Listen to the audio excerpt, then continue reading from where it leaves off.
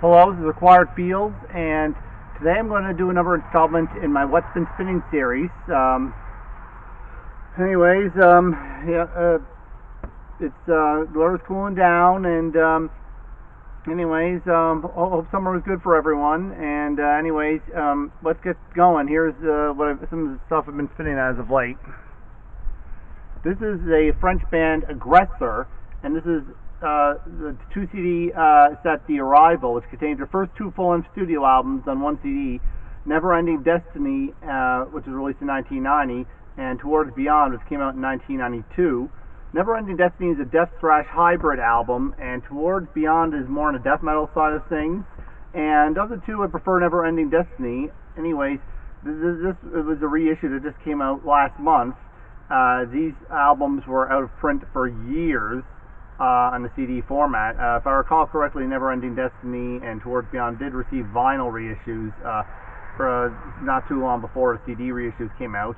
But anyways, of the 2 albums, I think I prefer Never Ending Destiny best. But anyways, this is Aggressor, and this is their 2 CD package, The Arrival.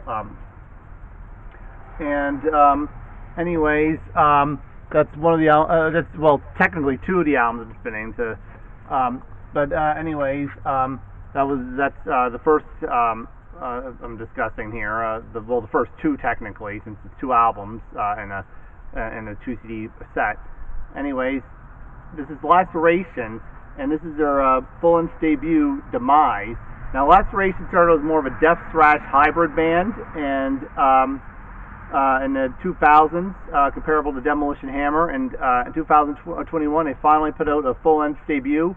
And while their earlier material is more death thrash, this is more on a death side of things.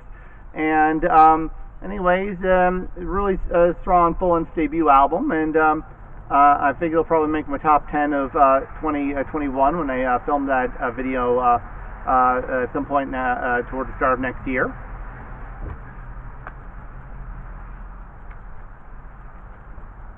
Metal Church. This is their self-titled 1984 debut, and man, this album is an absolute classic. Released in 1984, it was one of the best metal debuts of the early 1980s, hands down. And considering some of the competition that they actually had, in terms of some of the iconic and legendary metal bands who came out in the early 80s, that is saying something. Anyways, there's not a dull moment on Metal Church's self-titled debut, and while they have many great albums that came out afterwards, this is my overall favorite Metal Church album, I would say. Although I think my favorite all-time song by Metal Church would probably be Anthem to the Estranged off of 1989's Blessing in Disguise, which is their first album with Mike Howe on vocals. Unfortunately, Mike Howe committed suicide over the summer. Rest in peace. But anyways, back on topic of the Metal Church debut, my favorite Metal Church album overall, my favorite tracks in that one would be the opening track, Beyond the Black, the self-titled song, Gods of Wrath, and Battalions. But there's not a dull moment on the album. It's a great album start to finish, and anyone who's a metal fan of any kind should get the album if they don't have it by now. Anyways, this is Arachnid, and this is a self-titled 1992 release. Arachnid is another death thrash hybrid band. They released 1 album in 1992, self-released before disbanding, and then they actually had the album be reissued a couple times over the years. And this is the most recent reissue on CD, which came out last year on Alone Records. And it was limited to 500 copies, and I scored one of them right here. And anyways, really solid death thrash band. And it turns out that they've actually reformed. I don't know if they're just doing live gigs, since apparently due to lockdown being over, lots of bands are finally starting to play live again. And I don't know if it's just to perform live or if they're actually going to be recording new material. But if it's new material and it's along the lines of this, sign me up. And lastly, Sepultura, Schizophrenia. Now, one of my all-time favorite bands for their best albums, obviously. Beneath the Remains is in my top 5 of all time. and Schizophrenia is not too far behind in terms of the quality.